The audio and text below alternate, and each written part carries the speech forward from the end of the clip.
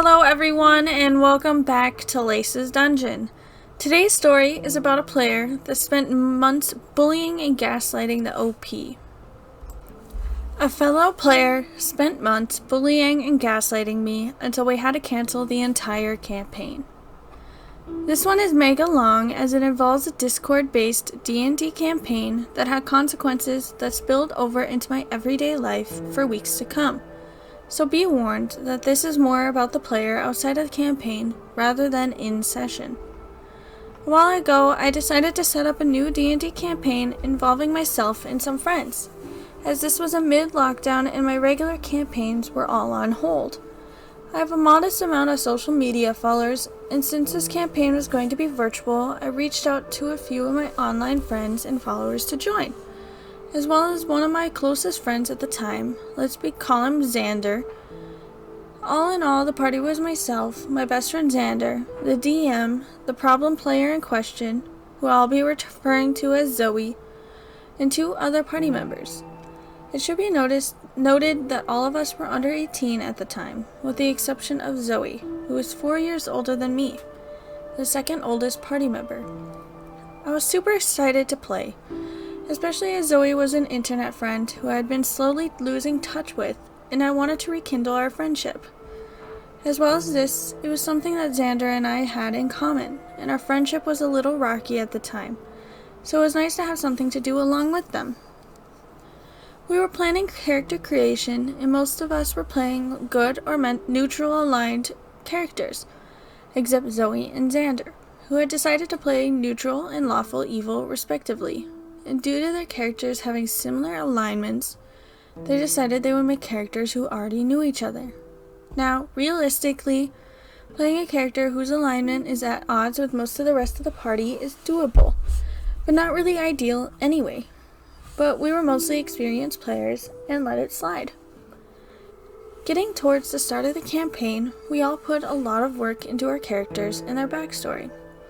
I was playing a gnome character that was 100+ years old and made sure to fully flesh out everything that happened in those years.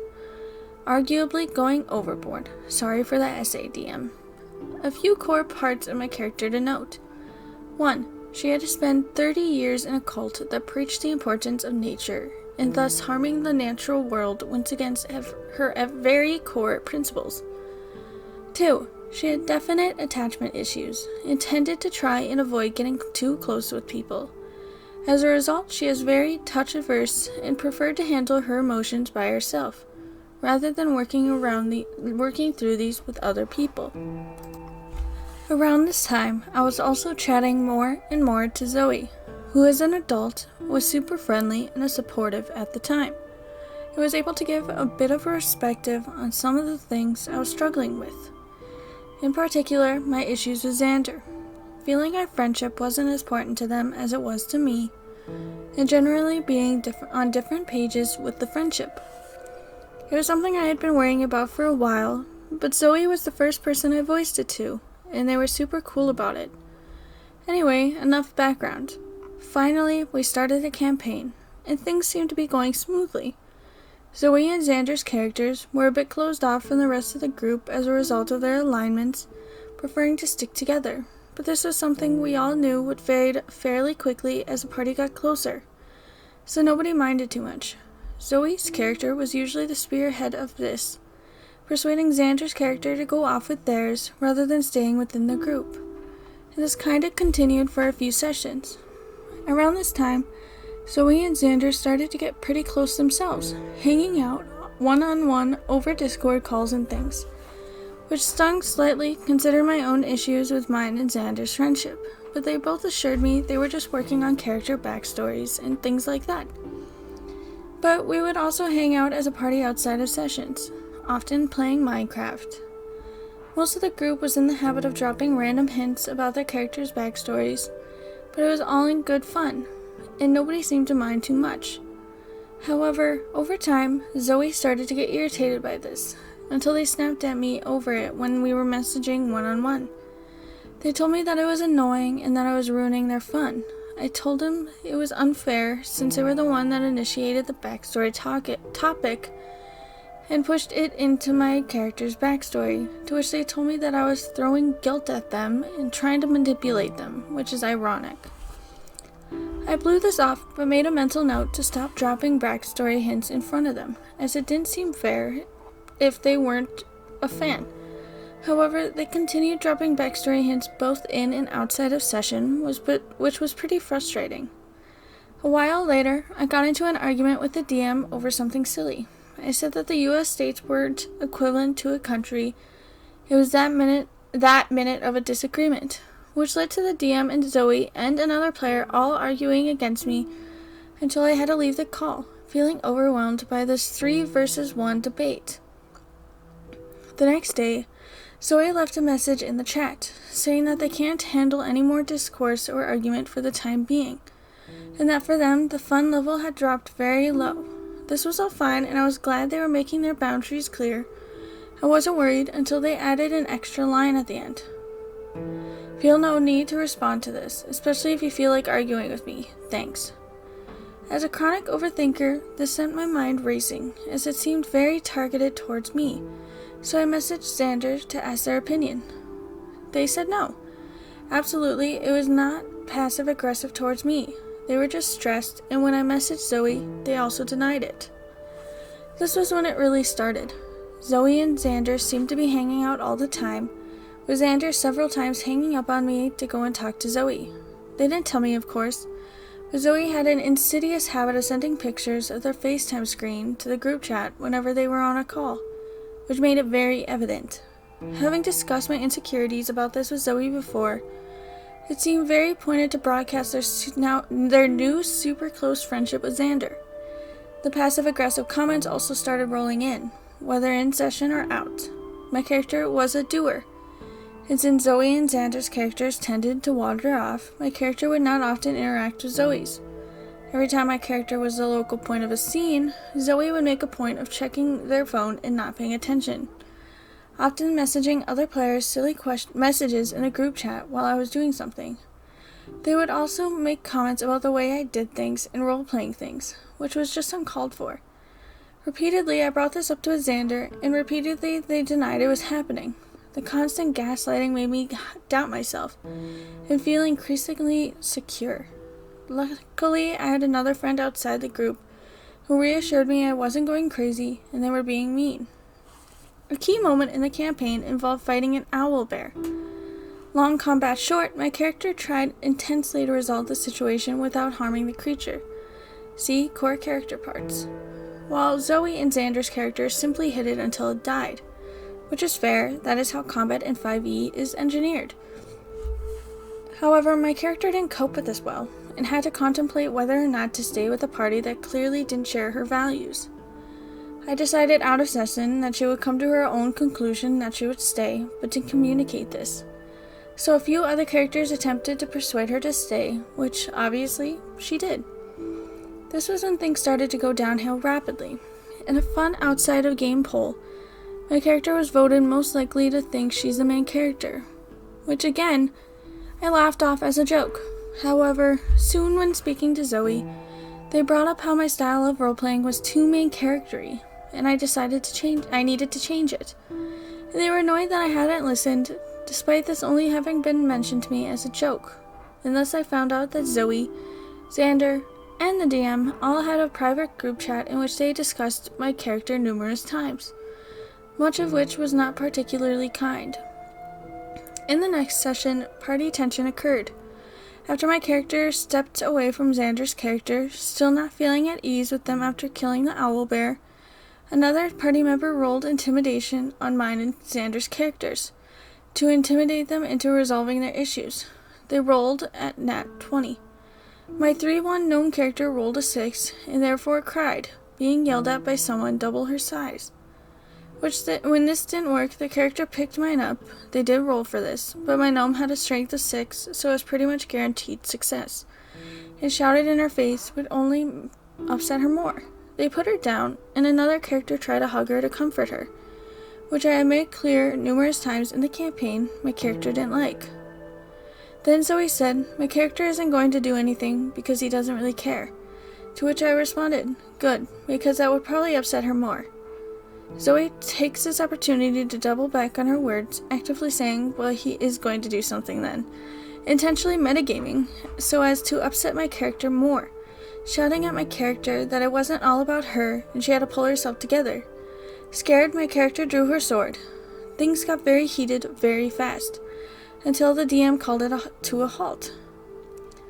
The DM asked whether any of this was personal, to which Zoe replied, yeah, it feels personal. Slightly bitter towards Zoe, yet convinced due to all of the gaslighting that was only one-sided, I frantically insisted that it wasn't. But the DM and Xander backed Zoe up, saying that it seemed that we had personal issues going on and that my terrible role-playing caused this. Zoe told me that they spoke for the whole party while they listed my faults, which they didn't, to be clear. I left the call in tears.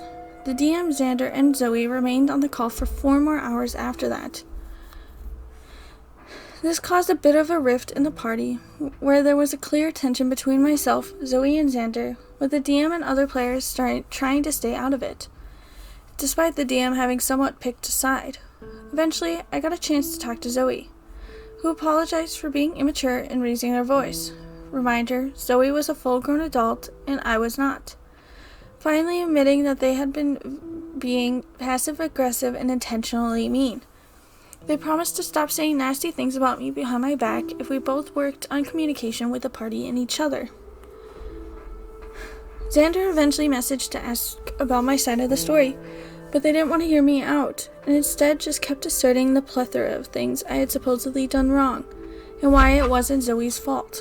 When I told them it was clear that they picked a side, they claimed I was being ridiculous. Once I had talked to Zoe, I talked to Xander in a 7-minute call.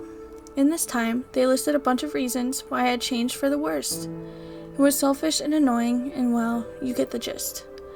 I left the call sobbing harder than I thought possible, as Xander explicitly ended our friendship. At the time, I didn't understand where this was coming from, but later, it became clear. For weeks, this private chat with Zoe, Xander, and the DM functioned as a kind of echoed chamber where Zoe and Xander would often rant about me, making the supposed issues with me seem bigger and bigger each time they talked about it. Zoe had been telling my best friend nasty things about me for weeks, which was difficult, as this was the time of lockdown ended, and I had to see them in person again. For several weeks, we didn't say a word to each other, and I had to stop myself crying every time I saw them. Luckily, we patched things up in person. Being out of the online space, I think, gave them perspective about the whole situation. But the issues with Zoe were, alas, not over. Being friends with Xander again, I now had some access to the group chat, and inside it, Zoe was still complaining about me, obviously unaware Xander and I were okay again. I could see now that the DM was largely impartial, only really yes and knowing things. Now, this was out of order. With the knowledge of their abuse and gaslighting, I messaged them, telling them that it was entirely hypocritical of them to tell me off for lack of communication when they were still trying to manipulate Xander and the DM into thinking badly of me, complaining about me behind my back rather than communicating to me about any issues they had. After a short conversation, I decided to take a social media break to get some space from the mess. Eventually, I returned to the server, and they messaged me, berating me for ghosting them, and then coming back on their birthday, which I didn't know it was. They once again told me off for lack of communication, despite having not attempted to contact me while I was away, to let me know they still wanted to talk. I told them I was sorry, and when they told me they didn't feel that yet, I told them there was not much I could do about that, and that it was fine if they didn't believe me. They told me to stop acting saintly around them. They reiterated that I was missing the important facts that they were hurting, once again using guilt to try and manipulate me. At this point, it was evident nothing I would say would be enough for them. They said they just wanted to leave the group, which I encouraged them to, saying I spoke for the whole group when telling them not to force themselves to play if they weren't enjoying it. To which they responded, "Please only speak for yourself," especially hypocritically after happily speaking for the whole group when telling them all the things I had supposedly done wrong. Finally, I had enough, telling them I was ready to rejoin the party and I was not going to entertain their attempts to restart discourse. They asked me to call again one-on-one, which I told them I was not comfortable with. I was still scarred from my call with Xander, which ended in tears, and I knew they would try to likely manipulate me again. They told me if I didn't want to call, we still had issues. And I told them that either we bring a mediator to the call or we don't have it, and they decided not to have it. So I sent the following message. I apologize for hurting you. I am genuinely sorry. But I can't apologize for more than that, because you haven't told me what I have done. I'm frustrated that you refuse to accept my apologies, but won't tell me what else I can do to fix it, with the exception of one thing that is outside my comfort zone at the moment. I also won't sugarcoat it. You are being immature, and are yet to tell me what your actual issue is. It is coming off as you just trying to start a fight, something I am not interested in. If you want to call, we either wait a while or we bring a mediator. That is what I am comfortable with, and I'm not going out of my way to make myself uncomfortable. I'm here if you need, but I'm only interested in constructive discussion. And that is how we left it. It was decided the campaign was not going ahead, and I now have them blocked on most platforms. Xander and I are much closer now, which is great. And having talked about the whole situation, we have agreed that while my communication is sometimes bad, the way Zoe treated me was awful, and I shouldn't have had to go through it. I know ending the campaign was the right thing to do, but I did love the campaign and most of the characters. It is a shame, and I do miss it sometimes, but oh well. So yeah, that's how a Discord bully convinced me I was overreacting while they poisoned my friend against me for months. Lesson? Trust your gut. Don't endure manipulation and abuse for the sake of a D&D game. Call them out.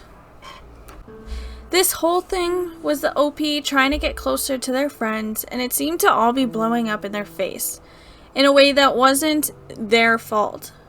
We don't know exactly how they roleplay, but it doesn't really matter. Roleplaying is roleplaying, unless it's a murder hobo or any min-max type of character. Then to me, it just seems like it wouldn't be fun. However, they were still underaged. They were still learning, and Zoe was an adult. They had probably been playing longer, and should have the ability to treat others with respect and communicate clearly without being a bully. I feel most should leave bullying in elementary school, or just don't bully at all, because it's mean, obviously. Zoe clearly made stabs at the OP, doing things just to hurt them, and it worked. And just like any bully, they saw it worked, and they got worse and worse. Now, the DM was nowhere near helpful. It seemed the DM clearly was on Zoe's side, especially during the fight. Zoe made it clear it was personal when they picked up OP's gnome and intentionally began to yell at him, or her, right after saying they didn't care enough to help. But when the OP said it would cause it to be worse, they were all for it. The DM should have noticed that the gnome wasn't the problem. Zoe was. They were clearly attacking the OP just to mess with them. Xander, as the OP's best friend, also shouldn't have listened to some internet person over a person they truly knew. And I just can't believe that they did that. I'm happy that they are closer now, and that the OP had cut off ties with Zoe, but I'd be worried Xander would do it again. However, that is their decision. They know Xander more than I do. Now, anyways, tell me all about what you think in the comments, and I'll see you next time at Lace's Dungeon. Goodbye!